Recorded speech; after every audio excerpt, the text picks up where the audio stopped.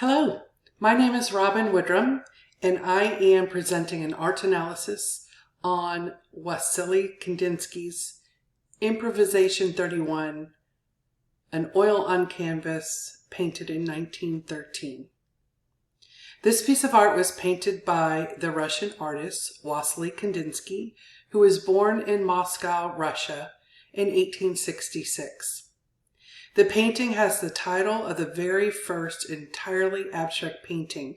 It is an oil on canvas and was painted in 1913. The title Improvisations is a series of works that Kandinsky created between 1909 and 1913.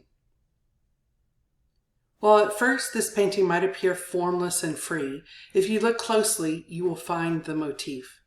This artwork includes a pair of sailing ships at battle. Their tall masts are portrayed by the slender black lines. You can picture the cannon blasts as the ships are tossed about in the turbulent sea. At the upper left, there is a city of white towers that appear to be on the verge of toppling.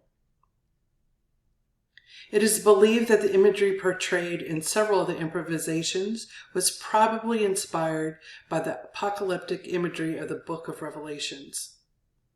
Kandinsky believed that humanity stood on the brink of a new spiritual era and felt that art could help to sever human attachment to the material world and show what could be achieved if society started to follow the right path. The shapes of the masts and sails are geometric, while the waves of the sea and the splashes of the cannons are more organic. The colors are saturated and the values and intensity are vibrant. The artist uses mostly primary and secondary, often complementary colors to create contrast. The piece is visually appealing with a sense of unity, even amongst the conflict and the chaos, due to the bright and intense colors.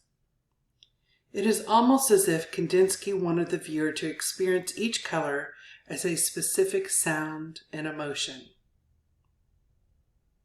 Emphasis is placed on the warring ships and the shots from the cannons, while the white city representing land is subordinate in the background. The black masts create a directional force that draws your eye to the ships. There is an asymmetrical balance that provides a visual impact to grab the viewer's attention. It is interesting to note that this piece of art was painted on the eve of the First World War.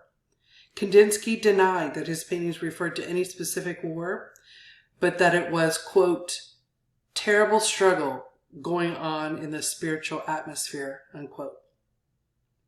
This intense painting can be seen today at the Gallery of Art in Washington, D.C.